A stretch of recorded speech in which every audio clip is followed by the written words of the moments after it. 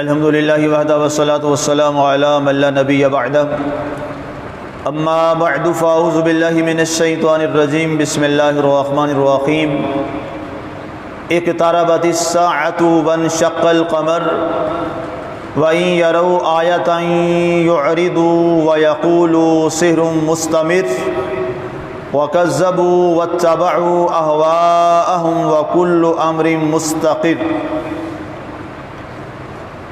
قیامت قریب ہو گئی اور چاند پھٹ گیا، اور اگر وہ کوئی نشانی دیکھیں منہ موڑ کر کہیں یہ جادو ہے چلا آنے والا، اور انہوں نے جھٹلایا اور اپنی خواہشات کے پیچھے پڑ گئے، حالانکہ ہر کام کا ایک نتیجہ طے شدہ ہے۔ آج ہماری سورہ القمر کی آیہ مبارکہ 3 تک کی تلاوت و ترجمہ کا شرف نصیب ہوا۔ سامعین مکرم، سورہ قمر یہ مکی سورہ مبارکہ ہے اور 3 رکوعات پر یہ سورہ مبارکہ مشتمل ہے، اور 55 اس کی آیات ہیں، اور ہمارا اس کے ترجمہ اور تفسیر کا جو سفر ہے وہ 55 آیات کا ہوگا۔ سورہ قمر اس کا جو نام مبارک ہے، پہلی آیہ مبارکہ جو ہے وانشق القمر، اس سے اس کا نام رکھا گیا ہے، اور عربی زبان میں قمر چاند کو کہا جاتا ہے، سورج کو شمس کہا جاتا ہے عربی زبان میں، اور چاند کو قمر کہا جاتا ہے۔ اللہ تعالیٰ نے قیامت کے حوالے سے ارشاد فرمایا اقتربت الساعہ، کہ قیامت قریب ہو گئی، قیامت بہت نزدیک ہو گئی۔ پچھلی سورہ مبارکہ جو سورہ نجم ہے، اس کی آیہ مبارکہ جو 57 تھی، اس میں ہم نے یہ آیہ مبارکہ پڑھی تھی کہ آزفت الآزفہ، کہ قریب آنے والی قریب آ چکی۔ وہاں بھی میں نے یہ درس میں بات وہاں عرض کی تھی کہ اس قیامت والا جو قریب آنے والی، اس سے کیا مراد ہے؟ اللہ نے فرمایا تھا کہ قریب آنے والی قریب آ چکی، یعنی جو قیامت کا وقت ہے وہ بہت قریب آ چکا۔ اب ایک قیامت تو وہ ہے کہ انسان کی موت ہو گئی اور اس کے لیے معاملات زندگی کے ختم ہو گئے۔ ایک قیامت کا وقت مقررہ ہے جو ساری دنیا پر اجتماعی طور پر اکٹھا آئے گا، جس لمحہ پھر پوری روئے زمین پر کوئی زندہ نہیں بچے گا۔ اس کے بعد ملک الموت کو بھی موت آ جائے گی، جو خود فرشتہ ہے عزرائیل علیہ السلام، اللہ اس پر بھی موت کو مسلط فرما دے گا، اور وہ بھی اللہ کے حضور موت کی نیند سلا دیا جائے گا۔ اب یہاں اس قیامت کی اس گھڑی کا ذکر پاک ہو رہا ہے۔ فرمایا اقتربت الساعۃ، وہ قیامت کے لمحات قریب آ گئے، وانشق القمر، اور چاند پھٹ گیا۔ اب قیامت کا یہ منظرنامہ، ایک تو یہ فرمایا کہ جو سورج ہے وہ مغرب سے طلوع کرے گا۔ سورج مشرق سے طلوع ہوتا ہے دنیا کے اندر، لیکن جب قیامت قائم ہوگی یہی سورج اللہ کی ذات مبارکہ کے حکم کے مطابق یہ مشرق کی بجائے مغرب سے طلوع کرے گا، اور چاند جو ہے یہ ٹکڑے ٹکڑے ہو جائے گا، ریزہ ریزہ ہو جائے گا، چاند پھٹ جائے گا۔ فرمایا یہ قیامت کی ہولناکیوں میں سے ایک ہولناک منظر ہوگا۔ اور اس سے پہلے قرآن میں کئی جگہ اس کا ذکر بھی ہوا، وَنُفِخَ فِی الصُّورِ کے حوالہ سے، جب وہ اسرافیل علیہ السلام اس نقارے میں پہلا سور پھونکیں گے تو اس وقت جب یہ آواز ہوگی تو اتنی زوردار آواز ہوگی، حدیث مبارکہ میں آتا ہے کہ زندہ انسانوں کے جو کان ہیں وہ پھٹ جائیں گے اور اس میں سے خون بہنا شروع ہو جائے گا۔ یہ آواز اتنی خوفناک اور خطرناک ہوگی، جسے سورہ اسرافیل کہا جاتا ہے۔ اس پہلی سورہ اسرافیل پہ ساری کائنات جو ہے زیرو وہ ختم ہو جائے گی، اور اسے موت کی نیند سلا دیا جائے گا، اور نظام کائنات، پتھر، پہاڑ، یہ سارے ریزہ ریزہ ہو جائیں گے۔ قرآن میں فرمایا گیا تکون الجبال کالعہن المنفوش، یہ جو پہاڑ ہیں کتنے مضبوط پہاڑ ہیں، ان کے لمبے سلاسل ہیں۔ فرمایا پہاڑوں کا عالم یہ ہو جائے گا کہ یہ ریزہ ریزہ بن کے ہوا میں ایسے اڑیں گے جیسے دھنی ہوئی روئی ہوا میں اڑتی۔ ایک تو روئی ہوا میں اڑتی ہے، ایک دھنی ہوئی روئی ہوتی ہے جس کو پنجا لیا جاتا ہے، جس میں سے اس کا بیج جو ہے نکال لیا جاتا ہے، وہ آپ کو پتہ ہے کتنی ہلکی رہ جاتی ہے، اور وہ ہلکی سی ہوا نہ بھی چل رہی ہو تو وہ جو عام ہوا کا ایک بہاؤ ہے اس میں بھی وہ آسمان کی بلندیوں تک پہنچ جاتی ہے۔ اللہ نے فرمایا وَتَكُونُ الْجِبَالُ كَالْعِهْنِ الْمَنْفُوشِ، اس قیامت کے اس لمحوں میں یہ والی جو یہ پہاڑ ہیں یہ ایسے ریزہ ریزہ بن کے اڑیں گے جیسے دھنی اور دھنکی ہوئی روئی ہوا میں اڑتی۔ فرمایا وَانشَقَّ الْقَمَرُ، چاند ٹوٹ جائے گا، سورج شمس مغرب سے طلوع کرے گا، وَإِن يَرَوْا آیَةً، اور اگر کوئی وہ نشانی دیکھیں، یُعْرِضُوا، یہ لوگ منہ پھیر لیتے ہیں۔ اس سے کہ یہ مناد بھی ہے کہ اللہ تعالیٰ نے ساری دنیا میں جتنی بھی اقوام بھیجی ہیں، اللہ نے ہر قوم کی ہدایت کے لیے کوئی نہ کوئی ذریعہ پیدا فرمایا۔ پہلے سلسلہ نبیوں کا چلتا رہا، ہر امت میں اللہ ایک نبی بھیجتا، ایک رسول بھیجتا، اور وہ رسول آ کر امت میں تبلیغ فرماتا۔ وہ کتنا عرصہ تھا؟ ہر ایک نبی کا اپنا اپنا عرصہ ہے، 100 سال بھی ہے، 200 سال بھی ہے، 300 سال بھی ہے، 400 سال بھی ہے، 9 سال بھی ہے، 1000 سال تک روایات موجود ہیں انہوں نے تبلیغ کی۔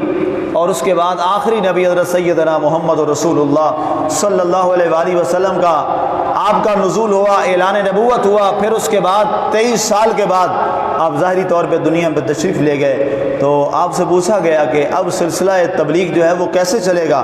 آپ تو خاتم النبیین ہیں، نبیوں کا سلسلہ اللہ نے کلوز کر دیا۔ تو آپ نے فرمایا العلماء ورثۃ الانبیاء، فرمایا میری امت کے جو علماء ہیں وہ نبیوں کے وارث اللہ نے انہیں بنایا ہے۔ اب یہ تبلیغ کا سارا سلسلہ اللہ نے، میری جو منصب ہے وہ اللہ نے میری امت کے علماء کے حوالے فرما دیا، کیونکہ انا خاتم النبیین لا نبی بعدی، میں تو خاتم النبیین ہوا، میرے بعد کوئی نبی نہیں آئے گا۔ تو گویا زمانے میں کسی وقت بھی کسی قوم پر بھی، اور اس وقت بھی اور قیامت تک کے لیے ایک لمحہ بھی ایسا نہیں آئے گا دنیا پر جب انہیں ہدایت سکھانے والا، اللہ کا کلام سنانے والا اور اللہ کا پیغام بتانے والا دنیا میں رب نے اس کا انتظام نہ فرمایا۔ اچھا وہ انتظام نہ بھی یہ فرماتا تو پھر بھی اس نے اتمام حجت کے لیے انسان خود بھی اپنے رب کو سمجھتا تو یہ اس کے لیے ٹھیک تھا۔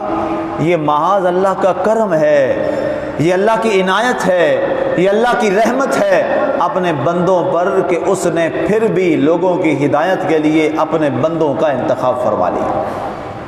اگر اللہ کے بندوں کو تبلیغ نہ بھی کی جائے، اگر ان تک یہ بات مولا پہنچانے کا انتظام نہ بھی کرے، تو پھر بھی دنیا کا نظام اور انسان کی تخلیق وہ خود اس بات کا تقاضا کرتی ہے کہ وہ اپنے عقل سلیم سے سوچے کہ اس کائنات میں ایک رب ہے جو سب کا خالق اور مالک اور رازق ہے، میرا پیدا کرنے والا وہی رب ہے، اور مجھ پر فرض ہے کہ میں اپنے مالک کو راضی کروں۔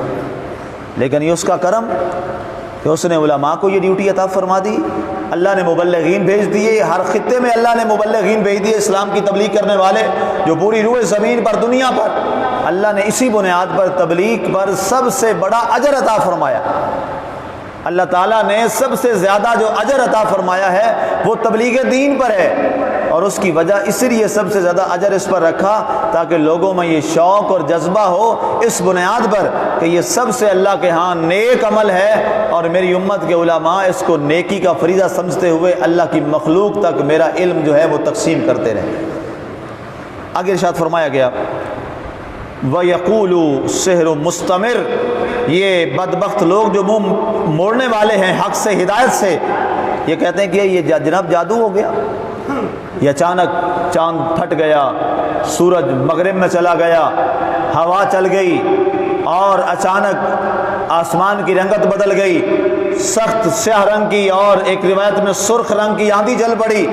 وہ کہیں گے یہ کسی کے جادوگر نے کوئی اپنا جادو کیا ہے۔ اللہ نے فرمایا یہ منہ موڑ رہے ہیں حق سے، یہ جادو نہیں ہے، یہ رب کے معاملے کا فیصلے کا وقت آ چکا، اقتربت الساعہ، وہ وقت آ چکا ہے اور وہ قریب آ چکا ہے، اور یہ اسے جادو سمجھ رہے ہیں۔ وَكَذَّبُوا، اور ان ظالموں نے کیا کیا؟ اس کو جھٹلا دیا۔ وَاتَّبَعُوا أَهْوَاءَهُمْ، اور انہوں نے اپنی ذاتی خواہشات کی پیروی کی۔ ظاہر ہے اللہ قرآن میں فرماتا ہے کہ شیطان تمہیں حکم دیتا ہے اپنی خواہشات کی پیروی کی، شیطان کا ایک ہی منشا ہے اور وہ یہ ہے کہ کسی طرح انسان کو اپنے رب سے دور کر دے۔ ظاہر ہے اس نے بدلہ تو لینا ہے، انسان کی وجہ سے وہ اللہ سے دور ہوا ہے۔ ظاہر ہے ذریعہ اور سبب تو حضرت آدم علیہ السلام بنے، وگرنہ وہ تو رہتا تھا ملائکہ کے درمیان استاذ الملائکہ بن کے، لیکن اللہ تعالیٰ نے اس کو اس مقام سے گرا دیا۔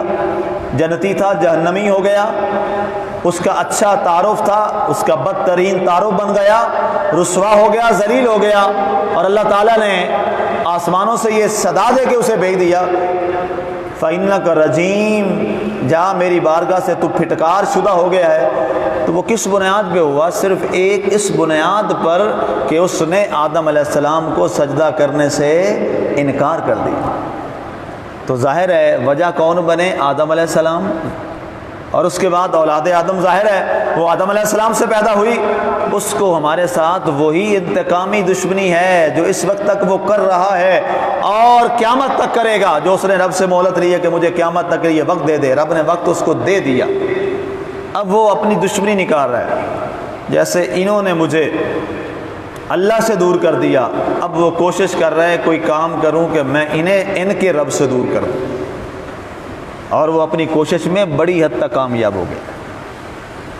شیطان اس وقت وہ اپنی کوشش میں بڑی تیزی کے ساتھ کامیاب جا رہا ہے، اور اس کی کامیابی دیکھنی ہو تو آپ اپنے معاشرے میں دیکھ لیں، اپنے محلے میں دیکھ لیں، اپنے گھر میں دیکھ لیں، اپنی مساجد میں دیکھ لیں، اپنے دائیں بائیں دیکھ لیں، اپنے شہر میں دیکھ لیں، آپ کو اس سوال کا جواب مل جائے گا کہ شیطان کتنا کامیاب جا رہا ہے، اور مسلسل وہ کامیابیاں سمیٹ رہا ہے۔ یہ انسان پر اللہ تعالیٰ نے فرمایا ہے انسان افسوس کہ میں نے تیری وجہ سے شیطان کو تجھ سے دور کیا، اور تو نے یہ بھی نہ سوچا اور تو شیطان کی وجہ سے مجھ سے دور ہو کے اس کے قریب ہو گیا۔ یہ کفران نعمت ہے دنیا کی سب سے بڑی۔ تو اس لیے اللہ نے فرمایا ان لوگوں نے اپنی خواہشات کی پیروی کی، وَكُلَّ أَمْرٍ مُسْتَقِرٍ، اور حالانکہ ہر کام کا اللہ نے ایک فیصلہ فرما دیا ہے۔ جب ہم دنیا میں آتے ہیں تو اللہ تعالیٰ ہمارے لیے کچھ فیصلے فرما دیتا ہے، جسے تقدیر مبرم کہا جاتا ہے۔ تقدیر کی دو قسمیں، ایک تقدیر مبرم اور ایک تقدیر معلق۔ تقدیر مبرم تو وہ ہے جو مستقل لکھ دی گئی ہے، اس میں چینجنگ نہیں ہے، نو چینج، وہ تبدیل نہیں ہوگی۔ دوسری ہے تقدیر معلق، جو معلق رہتی ہے، جو کنڈیشنل، انگلش میں اسے کہتے ہیں کنڈیشنل، آپ کا ایک شرطیہ انداز ہے کہ اگر یہ شخص یہ کر لے گا تو اس کا یہ والا معاملہ میں ٹھیک فرما دوں گا۔ اسے کہا جاتا ہے تقدیر معلق، جو لٹکی رہتی ہے۔ کئی دفعہ ہوتا ہے کہ یہ تھا کہ یہ کام اس بارے میں غلط ہوگا، لیکن اس نے کیا کیا، اس نے کوئی ذکر کر لیا، قرآن پڑھ لیا، اپنی اصلاح کر لی، اللہ کے راستے پہ چل پڑا، اللہ نے وہ بری تقدیر کو اچھی میں بدل دیا۔ اسے کہتے ہیں تقدیر معلق۔ اس سے زیادہ میں اس پہ بات نہیں کر سکتا۔ اللہ کے رسول نے تقدیر پر بحث سے منع کیا، یہ صرف ہمارے اساتذہ اور علماء اور ہمارے درمیان ہے، عوام میں اس کی وضاحت کی اجازت نہیں۔ تو اللہ تعالیٰ نے فرمایا وَكُلُّ أَمْرٍ مُسْتَقِرٍ، حالانکہ ہم نے ہر ایک چیز کا فیصلہ کر دیا ہے انسان کے لیے۔ افسوس یہ ہے کہ وہ اس کے باوجود ہماری تقدیر پر اس انداز میں خیال نہیں رکھتا اور اس پر فیصلہ نہیں چھوڑتا، وہ پورا اعتماد اپنی تدبیروں پہ کرتا ہے۔ تدبیر ہمیں کرنے کا حکم دیا گیا، تدبیر کرو، کوشش کرو، لیکن اس کا فیصلہ اپنے ہاتھ میں مت لو۔ اس کا فیصلہ کون کرے گا؟ وہ رب ذوالجلال کرے گا، اور ایسا ہی ہوتا ہے۔ اس کے بعد اگلا جو جملہ ہے اس حوالہ سے کہ اللہ تعالیٰ نے نبیوں کو بھیجا اور ان کا آمد کا سلسلہ، اور اس کے باوجود یہ گمراہی، اس میں انشاءاللہ کل بات کریں گے۔ وما علینا الا البلاغ المبین۔